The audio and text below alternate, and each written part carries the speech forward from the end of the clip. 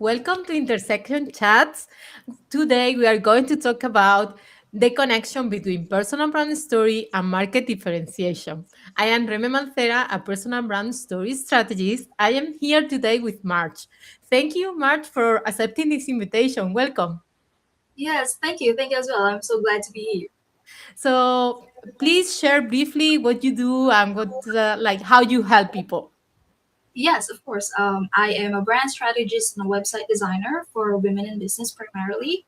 And what I do is to help them create a brand strategy that is aligned with their brand story, which is very underutilized today. And from that, we create their brand identity, which are the visuals, and then down to the path where if they want to create a website as well, I will help them with that. Awesome. So let's start by talking about, in your experience, how is that connection between personal brand story and market differentiation? Yeah.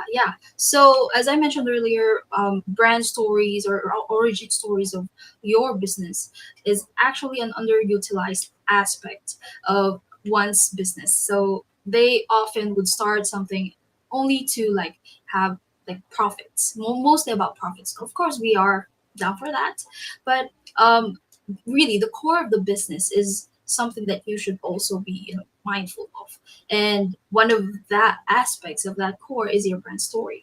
So knowing that fact, um, your brand story is one of the unique aspects that you have, and that term of itself, unique, only you have that. And why not use that as an edge or as a unique take, an angle to separate yourself from the rest of the crowd, from the noise? So I help my clients do that.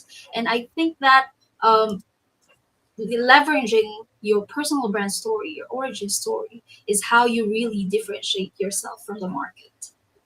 Mm, love that. And of course, because I focus on personal brand story, I see how valuable is to share your personal brand story, especially connecting that back to what you do and back to who is your audience, who is the people that you are trying to help. So, how some specific stories are relevant for highlighting that differentiation. So, I really are aligned with that. And the way that I do, instead of having one origin story, I have created a framework which is called the 10 story connectors. And there, instead of looking for one story, I help them identify 10 meaningful moments. But each of them is connecting back to their offering. So again, this idea of not just sharing a story because it's interesting or because it's like something nice to share or something dramatic or something surprising, is about, okay, how is strategically connected to what you sell. So I'm feeling that way, that's like going back to this idea of what makes this different is so important. And I don't know about you, but for me, like when you focus on, at the beginning, working with any clients, is like first understanding what is their audience, what is Yeah. their offering, and understanding what makes them different, because of course there are more people offering. I work a lot with service providers, so it's like, and coaches, so both of them, they really need to highlight what makes their approach unique, because there are more people offering similar services. So it's like, when you are highlighting what makes you unique, you are helping people identify if you are the right fit for or not, for your offer is the right fit for them. And so I feel that's like really aligned as well. Yeah, I do agree with that. And I want to go back to what you mentioned, that a lot of people want to have like the story, that one big story that Mm. would really set them apart. And I like the approach that you have, that you don't really necessarily need to have that one big story alone, because you are composed of different things. Yeah. You are composed of different moments. And so you focusing on that one big thing will technically not really help you like make sure that you pinpoint different aspects. You that diversity part, that is what makes your brand actually unique, because it's composed of different colors, different, different elements in it.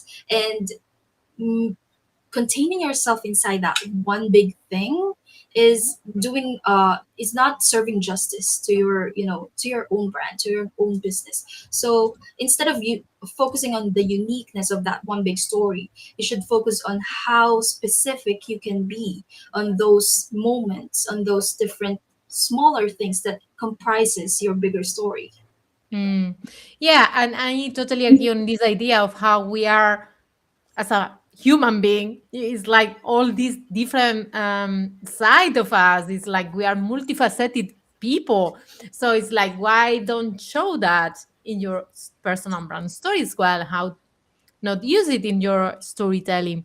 And I believe that this idea of how you bring diversity in the way that you are showing the context of who you are is something really interesting, because it's like it's also a way to create different points of connection with different people, because of course maybe we are focusing on one group of people, they have a similar problem or similar need, but inside that group there are different type of people. So it's like using your different stories as a way to connect with how each people, because it's, you know, for example, with the learning styles, we all have different learning styles. So for example, some people will be more attracted for a story that is more related to the lesson that they got from there, or some other will be more connected to the emotions. So different people will react different ways, but then you are helping to have different touch points with you and your Yes, brand. yes, I agree. I agree. And that that having said that, you also like spread your net when you do that. You're not like just streamlined to a specific, although that practice is also good because you know who you are going to serve, but Yeah. you are also limiting your capabilities of helping others. And in which case, that's also again good, doing the service to your actual brand, to your business. So having said that, um, focusing or giving value as well to those different touch points, to those different smaller parts, smaller bits of that larger story, will help you, as you mentioned, connect with the people that are not necessarily like inside that bigger story, but Mm. would can relate to those smaller touch points.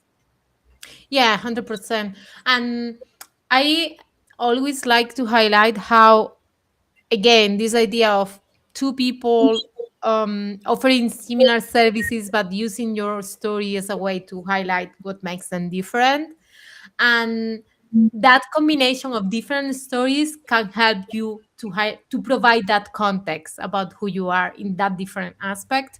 And for a lot of my clients, there are like several stories that they can use, and then the focus is a bit different, so it's like bringing as a puzzle the different pieces, so at the end you see the bigger picture. So the people that you talk to, I really agree on the idea of having clarity on which is the who is the people that you are talking to, because that's, I feel that's really important. So it's like they will have the opportunity to learn about the different sides of you, and then the different benefits of your offer as well, because that's one of the things. It's like you are bringing different stories, and then you are thinking of what is the connection with your offer, with what your differentiation is, and that's like bringing the different aspects as well of the from your offer. Yeah. And yeah, I don't know about you and your experience with clients.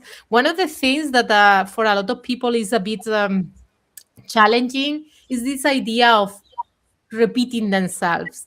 They feel that they are sharing the story again, and it's like, yeah, but I have shared already my story, and they feel this idea that they are like just repeating themselves. They kind of struggle with this idea of sharing again the same story. That's all the reason why I like the approach of having different stories, because then you have a diversity of them and you have some variety. What has been your experience with clients and the repetition? Yeah, yeah, that has been a personal problem for me as well because uh, before I started diving into brands and helping other brands, I have struggled to find my own story, like what makes me like unique, what makes me like interesting. But the point is, you don't need to be interesting; you just need to be yourself. Mhm. And back to the point, um, yes, repetition may be necessary, and actually, I do want to encourage repetition because people will meet you in different touch points, and they will meet you in different stages of their journey before they become your client or before they even recognize you as you know as your brand. So you have to put it out there, put it in different angles so that they meet you whenever on those different touch points. They will perceive you, they will know you better, uh, because that's just how it is. The algorithm that does that as well. Because if you would notice, when you go through reels or through YouTube Shorts, you will get the same of the thing. Like for example, I started craving for cookies for like sometime like November, December, and then all of my reels, all of my YouTube Shorts became all about cookies. Right. So that's how the algorithm helps you. And if you put content out there, or if you post things out there that are related to your story, no matter how many times you would repeat it, people will eventually recognize you the next time they get to pass through your content. And by that time they are nourished enough, so they would know like what your service are, how you can help them, and why are you aligned, why are you the right fit. So that repetition actually helps. Mm. Yeah, yeah, I agree that the repetition is fundamental. I always say that this is one of the mistakes that I see, the lack of repetition related to storytelling and personal brand storytelling specifically, is because, yeah, there is like how many opportunities for you to share that story. And that doesn't mean that, for example, if you are using social media, if you are sharing it several times, doesn't mean that the people will see all of those times. And then of course it's like we don't remember things, so we need several touch points, as you were explaining. So yeah, I agree on that, how important it is. And for that, I feel like when you have clarity on the strategy, like when someone works with you and have the clarity on the strategy, then it's easier for them to go back to those like important factors. And that's what I see with my clients as well. It's like they have the clarity, and then it's like they have this set of stories, and they know when they are going to use which one and why it's connected to what they offer. So why it's important. I wanted to bring back another idea, and I would love to know your thoughts as well. When I explain about the differentiation, I like to say that there are two levels of differentiation. Like the first level is there are specific problem, and there are other type of solutions out there. So, for example, you are offering done for you services, and someone else offer a course. Someone else has a podcast on the topic. So someone with that problem could go to different solutions. So that's one level of differentiation. And then the second level of differentiation is like for me when there are the same type of solution, but each person, each brand, each personal brand has a different angle. So maybe they both of them offer done for you services, but one of them is focused on more like the out of the box solutions, and some of them is more about the simplicity, and some other is maybe more focused on the profit first, and other is more into the values first. So again, the service could be similar, but the approach is slightly different. So I like to have these two levels of differentiation, and then asking my clients to think about that. Okay, how your offer is different from other solutions, and then how your offer is different from similar solutions that other people have in place. So I don't know if that's something that this level of differentiation is something aligned with how you work, or you have a different angle on this. I would love to know your approach. Yeah. So it's more of like the second differentiation that you mentioned. It's because creating a course really is not for me. And like having a group program is not for me. I really like to tailor a program specifically for that person, for that brand, or for that company business, mainly because each company, I treat them uniquely as they are, and they have a different set of stories, they have different set of values, they value different types of things. Like for example, the founder values her time more than anything else, but they want their business to grow, but they also value their time. So I would cater to that, making sure that she gets to have her time while her her path to building her brand is also there. So there's that type of approach. We can also have like they want to really be visually, impactful, and they want to be ready out there. They have no struggles with time because they have a team. They have people to do the implementation. They just want to have something that to implement it with.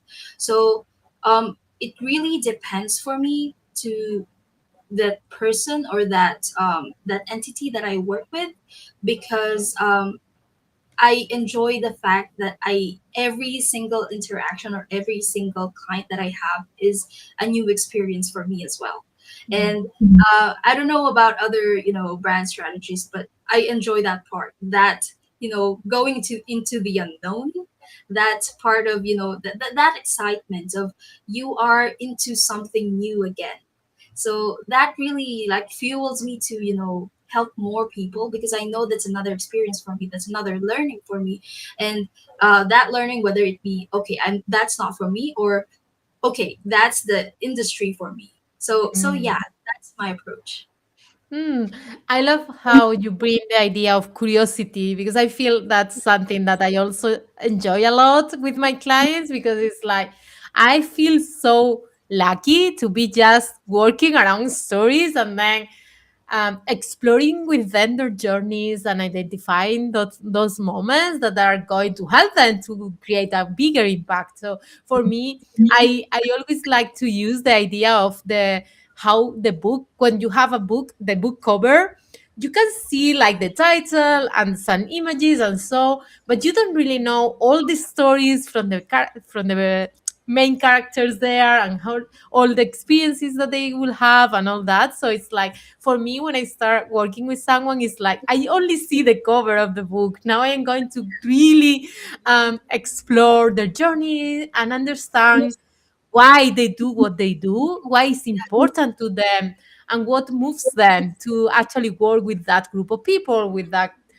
problem, with that need. So for me, it's like I really connect with this idea of genuine curiosity, because I am just excited to learn more about how has been their journey and what has been like the common thread into their lives. So that's really something that also like fill me up.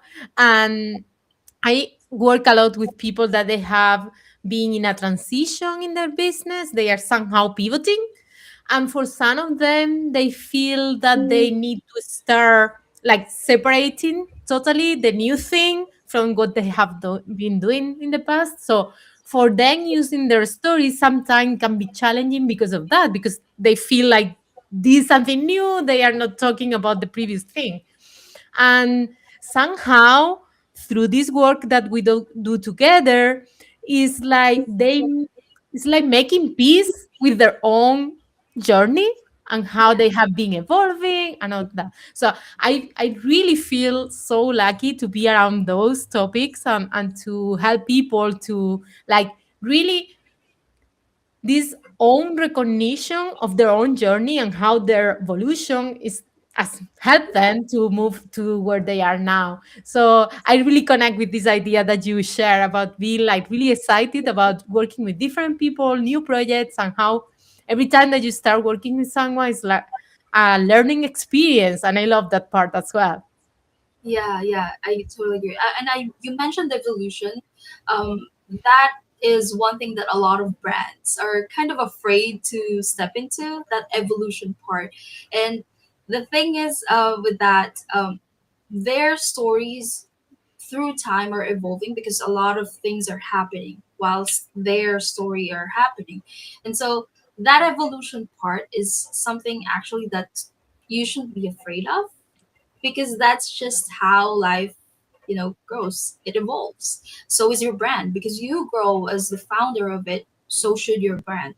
The the I appreciate that you mentioned that, because there's this craft wherein they specialize in, in brand transitions or rebranding, and then brand strategists who are focusing on, new brands.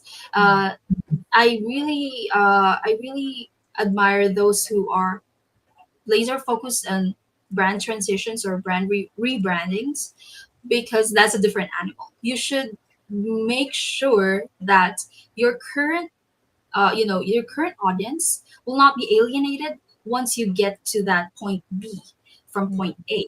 And um, having said that, I had a recent experience with a rebrand, and oh boy, it was difficult. It was difficult, but it was fun, because you get to know a lot about how to, delicately do that, how to not alienate the people that are already, in tune with the current brand, so that you can get them to join you on the next journey of that brand.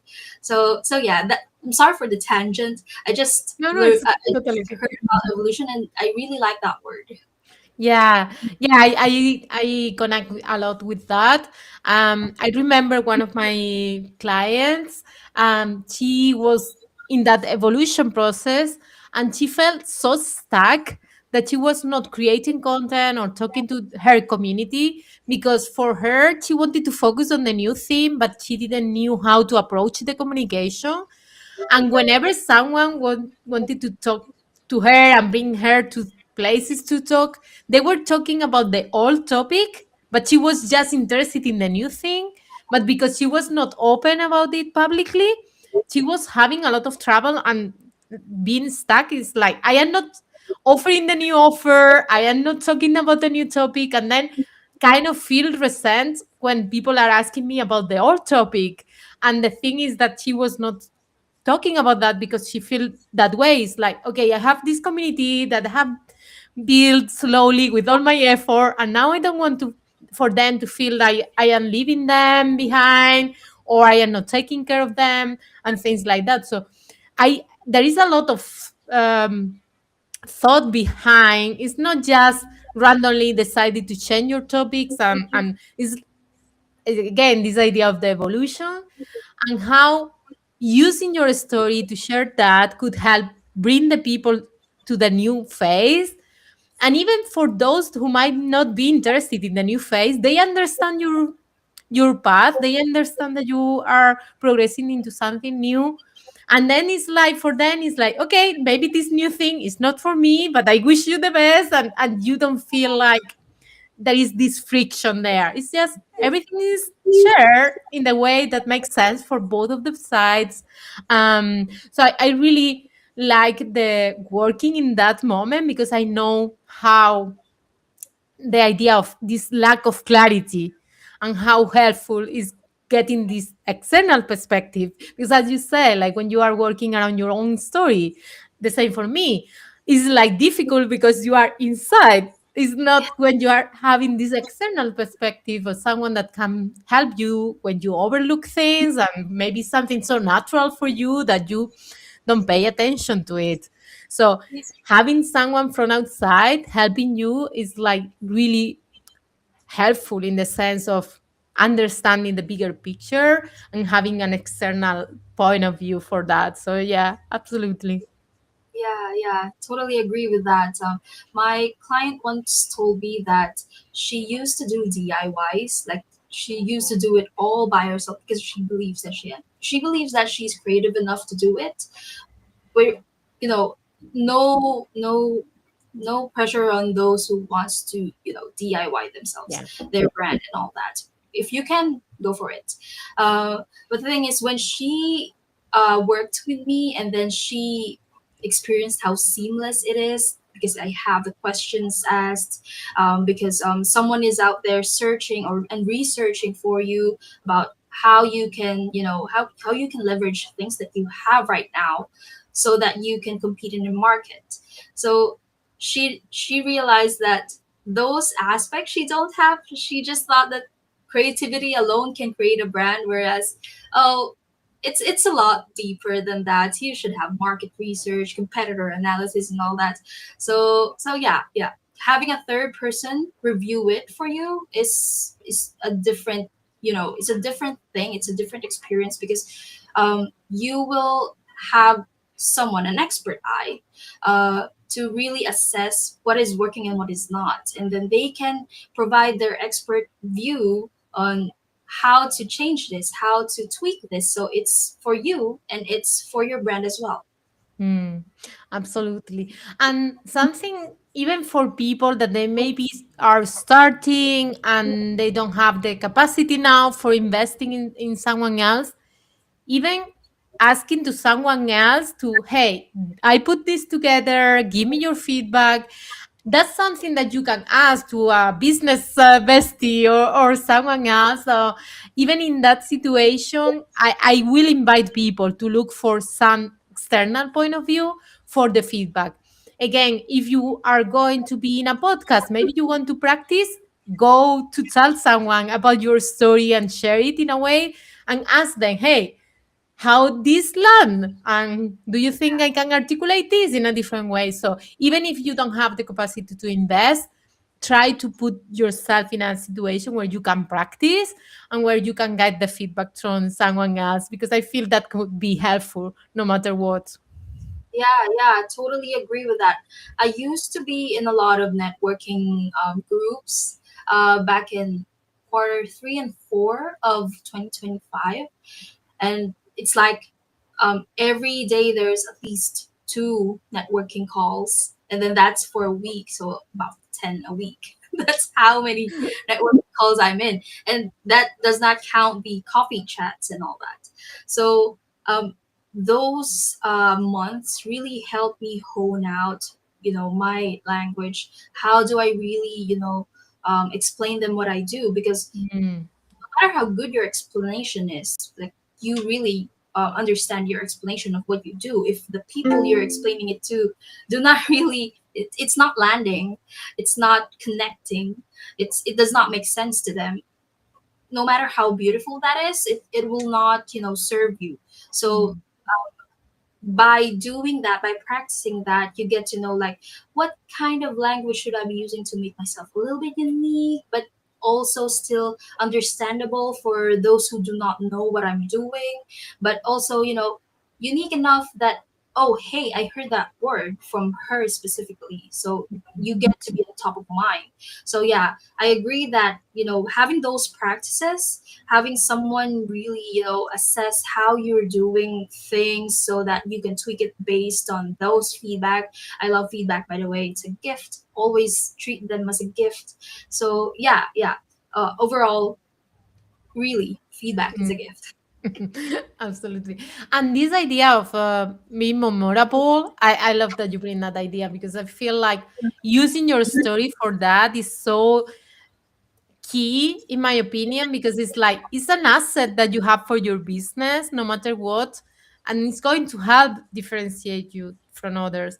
And I like to use this example of let's say someone, there are two money mindset coaches, and one of them grow up in a family that they have some financial problems, so they always need to not being able to save, and like really paying attention of everything. They don't have a lot of money to invest in different things and so on.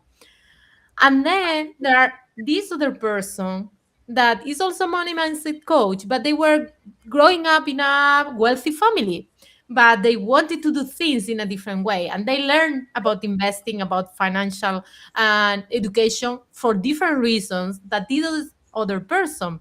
So they can be both of them in the same program learning about money mindset coaching, but for each of them the motivation is different, their own story is different, where they are coming uh, from that, and the interest to talk to work around those topics.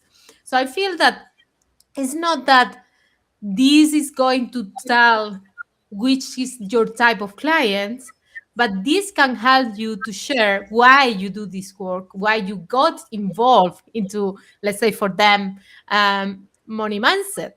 The same for each of us. There are reasons why we are connected to certain topics, and using our stories for that is a great way to be memorable, because you will bring examples, you will bring details and nuances that, just by sharing what you do, is not giving all that context. So using your personal stories can be a great way to bring the nuances and to make yourself memorable.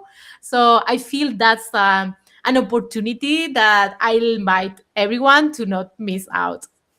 Yeah, yeah. And on top of, making yourself memorable, you're also actually attracting the people that are potentially your, become brand advocates, become your actual clients. Because those stories, that's what people remember. Not really, not really the services, not really the specificity of what you're about to help them with. It's about the stories, actually. That's why a lot of fundamental things happens, like inside, kindergarten or grade schoolers.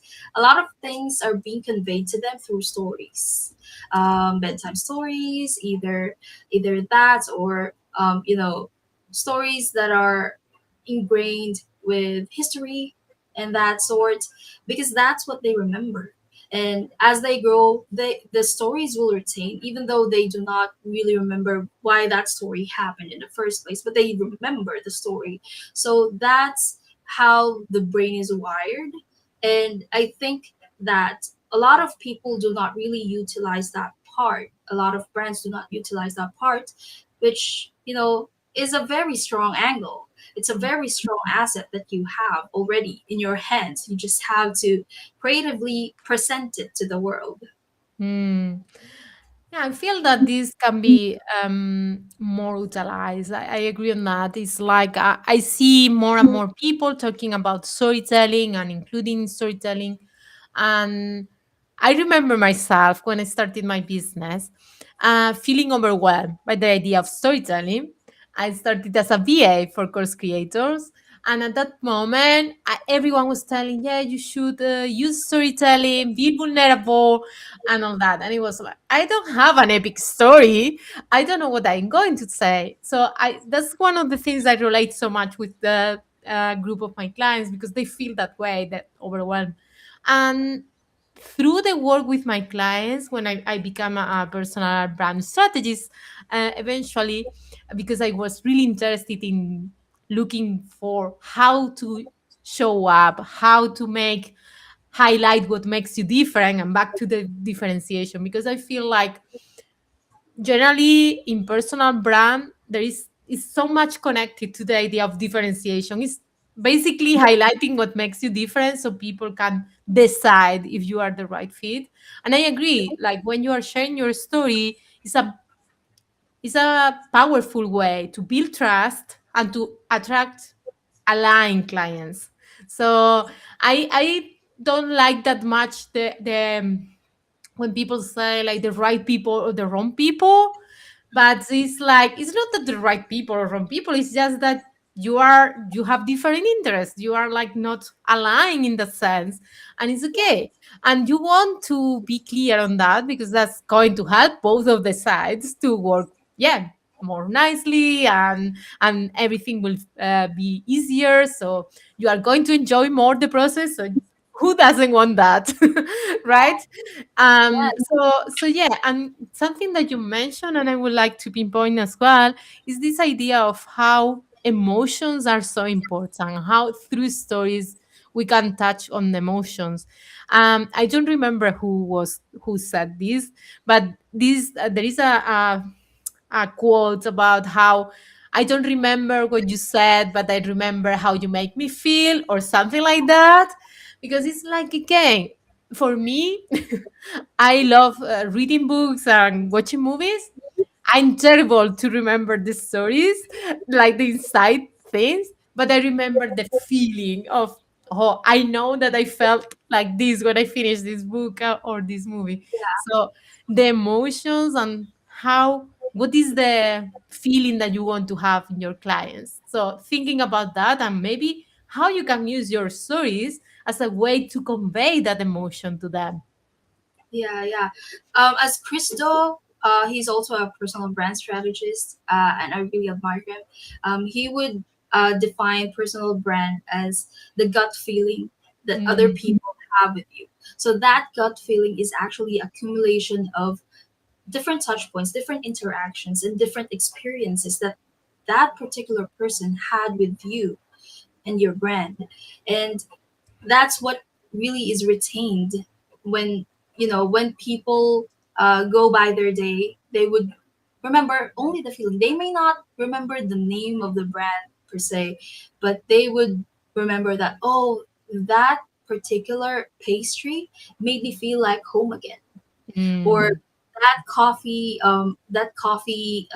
cafe, um, it made me feel like I was back in high school. mm, yeah. So those types of brand defining emotions, or that feelings that lingers, those are the things that you want to really double down. And it's not really contained in, it's not really contained with the visuals, it's not contained with that, it's contained with the experience, with, as you mentioned, emotions. And you actually can embed your brand story on those, like, how did it make you feel back when you were experiencing that? For example, you have your own cafe. Do you want to build your cafe based on how what's trending right now, or do you want to build it because you want to see again that cafe that you had during your your younger days, and you want to rebuild the experience because that really made you feel safe and at home? Mm, yeah. Kind of, that kind of little bit of storytelling in those kinds of experiences, that's what really people should be doubling down. Mm, yeah. So if people listening just get one specific idea from here, it's like, okay, use storytelling, use your personal stories, and try to bring emotions there, right? Yes, I agree. That's how you make people remember you, and that's how you make people advocate for you. Mm, absolutely. Okay, this has been really nice. Before we wrap up, I always like to ask about as a way to summarize the connection between personal brand story and, in this case, market differentiation. How would you summarize that with a few words? It has to be straight from like story first. It Mm-hmm. has to be genuine, and it has been overused by a lot of context, but it has to be authentic. Authentic, I mean, is something that is really from you, because you cannot really build a story like from imagination down to I mean, you can build that, but it will not have the same effect as it had in you. So you want to really transfer that feeling that you had with your brand, or with what inspired you to create your brand, down to the people that you want to serve. Mm, love that. For me, I would say unique approach in the sense of how using your personal brand story is a great way to highlight your unique approach, and how highlighting your unique approach is a great way to have this market differentiation. So I feel that can be a bridge between both of them. So thank you so much for this. This has been so delightful. How people can go and connect with you? What can be the best way for go and connect with you? Yeah, so I am really active in LinkedIn right Mhm. now. No posting much, but more of like interacting with comments and all that, because I just love learning more about how other people's perspective can change mine, or how it can nourish me. Yeah, LinkedIn mostly. Nice. Thank you so much. And I invite everyone listening. So, first, of all, the links are in the description so they can go there and check it out. And then, second, I would love for the people listening to connect with us or comment there and highlight what is their market differentiation. And if they have a story connected to that, please share with us. I would love to hear from the people listening and see what kind of stories are going to help and highlight that differentiation. It's wonderful. That's wonderful. So excited for that. Nice. Okay, so until next time and see you soon. Bye.